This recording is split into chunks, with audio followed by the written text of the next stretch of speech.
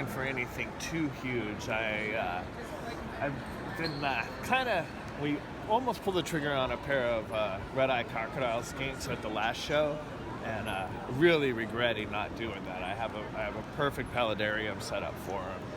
It just has some morning geckos and a couple of reed frogs in there, and nothing uses the floor of that thing. So I'm thinking of maybe putting some, if I find a good deal on some pair of captive bred crocodile skinks.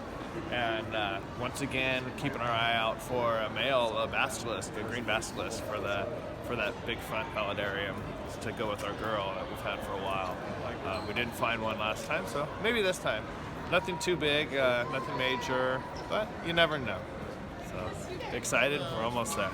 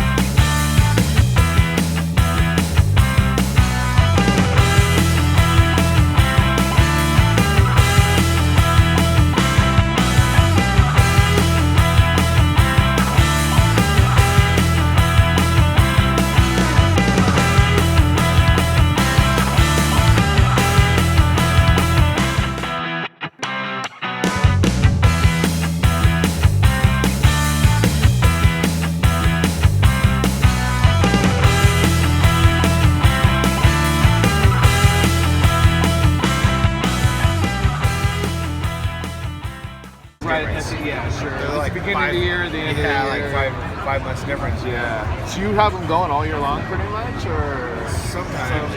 I kind of stop myself. I stop breeding once they kind of slow down. A lot of guys though, like if you're in like California and Florida, could breed all year round. So we could really do it. And I was telling Jeff we might have to try that now for certain females that don't they might want to go at a different time of year. Yeah, you kind of go on their schedule. Right? Yeah, it's just sometimes the males, they stop. They get burnt out. Like I need a break. Even the males. Wow, that's hard to imagine. What's with this one with the black spot? Came out paradox. That's cool. That one had paradox. This one has a little somewhere. Paradox. Yeah, that one. And then this one too. Yeah, it's good. Thank you. Look at his tail's broken. It's probably wild caught.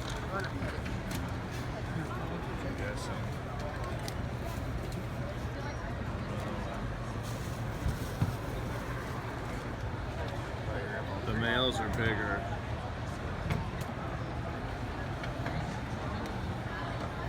A little bit. I can do 120 with a tank for you too. I'm not sure. Want a blue pop?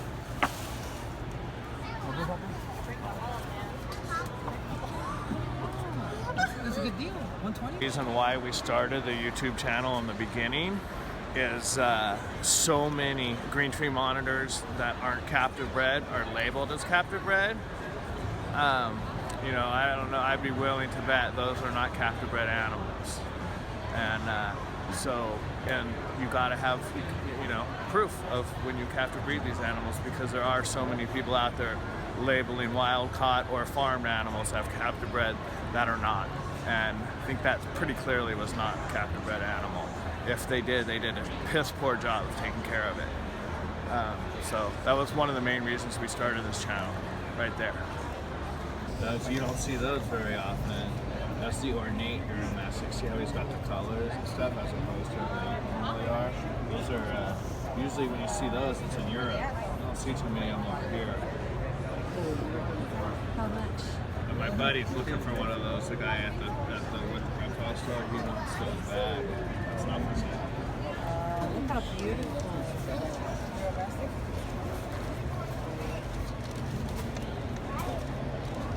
Can I get to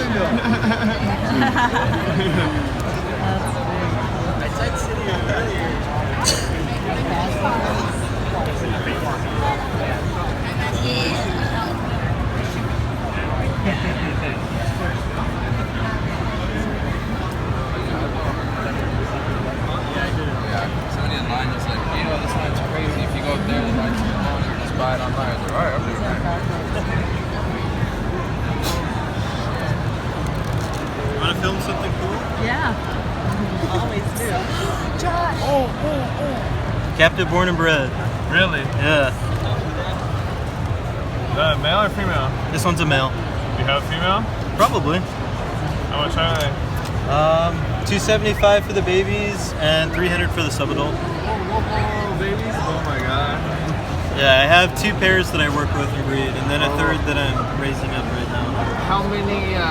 So that's How many babies do you get a year? well, it just kind of depends. So if you let the females incubate the eggs, both parents will guard the egg, and then when the baby hatches, they'll raise it and teach it how to hunt. One of the only species that does that. Yeah. Pretty much the main reason I'm here. I was looking for crocodiles. I'm glad. Those are I'm glad I pulled them out to show you. yeah. I didn't even. Yeah, so these are all captive born and bred, so there's no parasite issues. Okay, yeah, I saw some over there, and they didn't look Yeah. like I would doubt they were captive bred. Yeah, they're cool because you never really see them as babies. Yeah, They start off with the orange head. If you want to come back behind the booth, you can. Oh, If you want to just chill. And if you want to look through some stuff, you see. Oh my god, little dinosaurs. Yes. What are those? Okay, so, well, I have a GTA from a jet black dark wolf male. Oh, is that the one that was on your neck? Yeah, with the red jacket on. Okay, so that's the dad of one, and that one's back at home. But I brought pure Grand Trail Mount Cobus choker lines and the red bars. Adults or babies? A red bar pair. Most animals will show if they're a male, they'll usually have like a bulge on the base of their tail base, or they'll have like pores. Oh. But with these guys, you have to check their toe pads. So on their back feet, on the left-hand side, they'll have like 2 or 3 white toe pads on their foot, and that'll tell you that it's male. It's more on the left-hand side? I thought it was on both sides. It might be on both sides. I've only really seen it on the left on a couple of Really? them, yeah. Okay, I haven't known. I don't know that much about them. I've been, like the last year, I've been kind of researching more. So weird on the left side. That'd be weird. Yeah, I don't see any on that one either. God, they are so cool. I've never seen ones this small live before. Yeah, only when I on first saw videos. one, I was like, wait, they have orange heads? I was like, what happened? It just show up in your tank one day, or what? Well, I found the egg and I couldn't believe it. And then you hatch them out. Yeah. That one's got him. That one's a boy. Uh-huh. Oh yeah, they do have them on both sides. Yeah.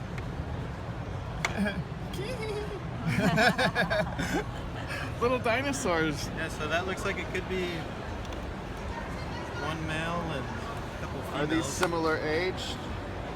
So this one hatched on Valentine's Day. This was the other one, right? The one you checked. This one's from group 1 and this one's from group 2, so those two are unrelated. What's all that for? Oh, he does interviews, like, and for his YouTube channel, he'll do like interview people. He's got a big channel. It's not as big as Dave, but. Yours is one of my favorites. You got seriously one of the best channels. It's really cool how when you go, you're going to the different places. And Next week we head to Thailand. Really? Retics in the wild and Jays in the wild, Asian water monitors in the wild. Oh, that is awesome. That is awesome. I love Thailand. So yeah. You're gonna get Kevin out there with you? Tried, but Yeah. well, you know when you run a business like as big as his, Oh, you just don't get away. You can't just go peel You out. don't own the business, that business owns you. Yeah, so I'm sure we'll figure something out. That's good making your business traveling. It's not a bad way to go. That's right. Hey, right on, man. Appreciate this time. Yeah, ever seen crocodile skinks that small? Beautiful. Beautiful. Yeah. Yeah. You don't see a lot of those babies because they have one uterus. Yeah. One baby and it's like I picked up a pair. There's a guy here from Utah that's breeding them, so grab the pair. Yeah. Yeah, that's pretty stoked. You want to be in my video? Sure.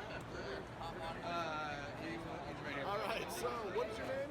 My name's Josh. Scales, Fins, and Feathers on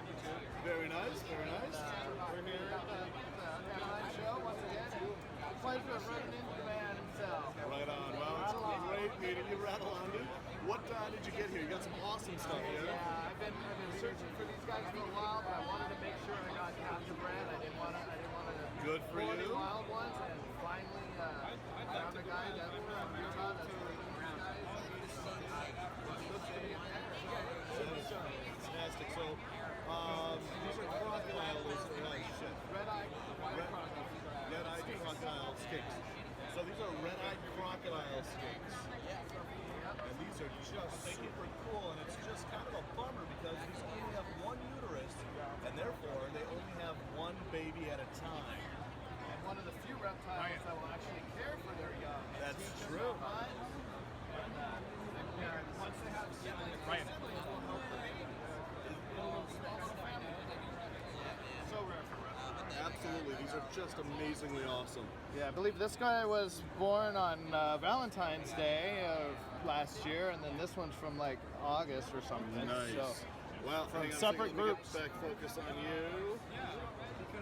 Come on, camera. You can do eat. There we go. Well, those are like one of my favorite lizard species out there, and one of these days I'm going to work with them. But that is so cool you got these. yeah, super stoked. Been on my list for a long time, and here it happened in Anaheim. Right on. All right, got to do our mandatory stop at the Gecko Geek, one of our favorite gecko breeders here locally. And looks like she's got some stuff that we need. We always get a big bag of food from her, but we need some little cork pieces for these crocodile skinks to hide in and under and around in that cage. So and she just happens to have them. So score.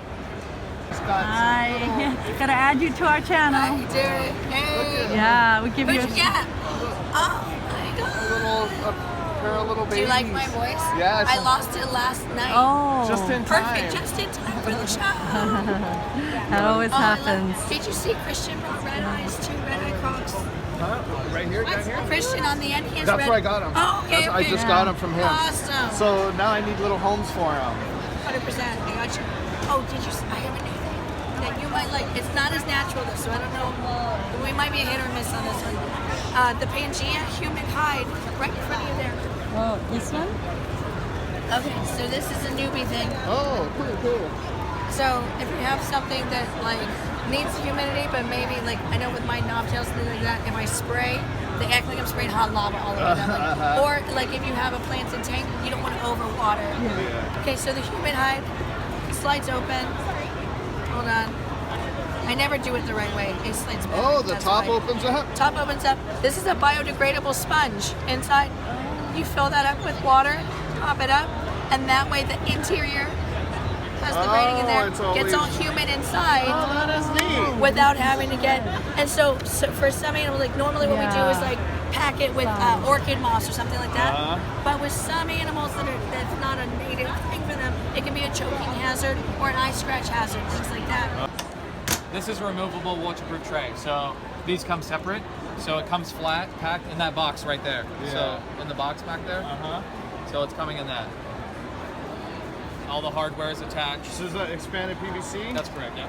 It's Comatex, so it's pretty much the best PVC we have.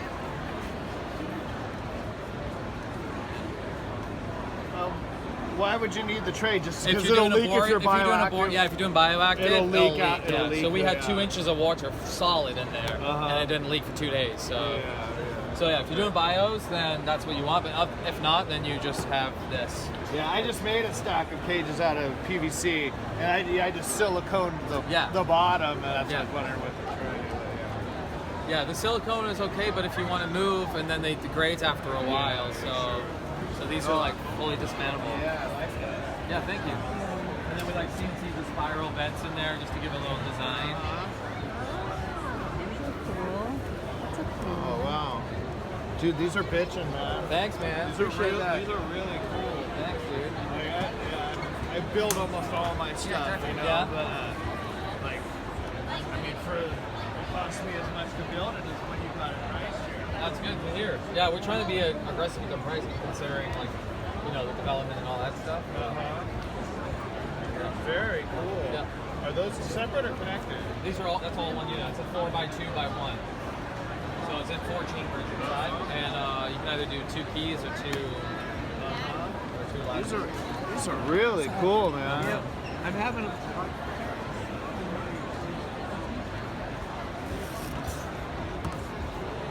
These are nice. Yeah, this is just not permanent yet because I don't know if they're gonna want screws or things.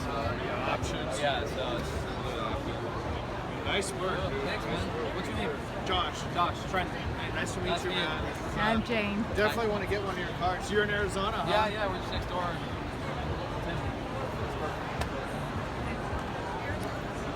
Oh yeah, this guy's. Wow. Yeah. I'm impressed. Thank you, man.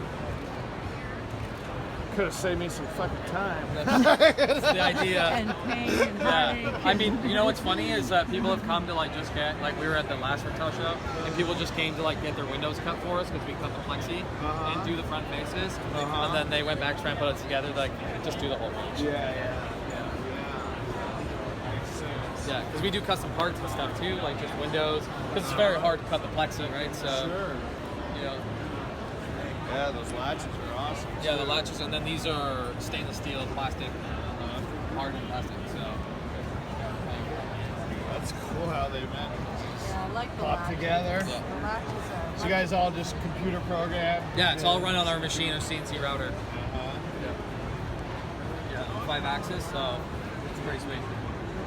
And you put it together yourself. I like that huh? local dish.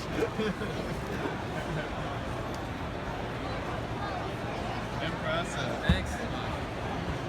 Do you guys have like, do you have a standard size, custom one? Everything is custom.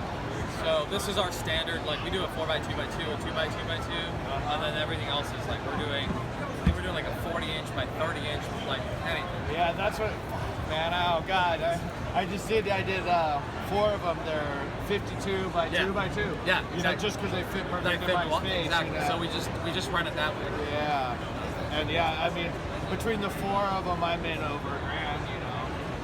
Yeah, exactly. And how many hours? Yeah, and a week, Yeah. you know. Sometimes the money and the time just don't equal out, so it's better just, you know. That's kind of what we've seen. Like, the industry is, like, not providing good stuff, and we notice that people are, like, kind of, like, trying to do it themselves. Like, let's just make something simple for everybody and cost-effective. So That's phenomenal, man. That's Thank you. phenomenal. I like that they can put it together. You can ship it. yeah, like, and then it's $50 to ship that from Yeah. Arizona here to California. And then you put it together. Yeah. That's a great idea. Very cool, man. Thanks, dude. All right, well, I'll be talking to you. Yeah, I would hope so. Nice stuff. Thank you. Okay, we're back from the Anaheim show. Another great event. Had a blast. Got to talk to some amazing breeders, some great people, run into old friends, some new friends, people that we sold animals to. It was a blast. The Anaheim the center was great. The wider aisles were greatly appreciated. It made for a nicer experience, not being so packed in. Just a huge variety of animals. We had a great time. There's one subject I touched on a little bit earlier that I just can't let go, and I keep seeing again and again.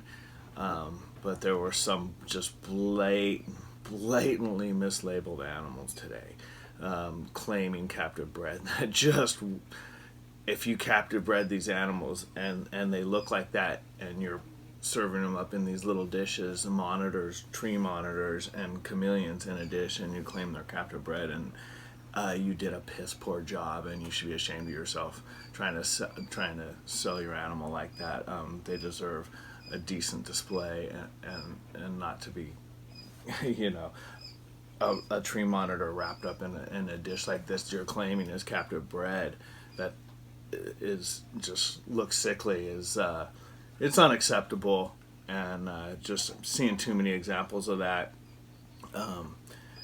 Same thing with, I've been looking for crocodile skinks for a while. Saw a couple just piss poor examples with broken tails and just not looking good. They're claiming captive bred.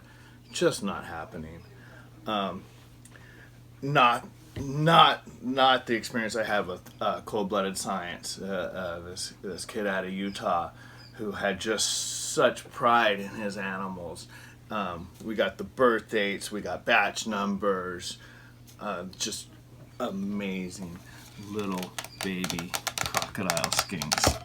we've been looking for close to 2 years to find ones that we were sure are captive bred.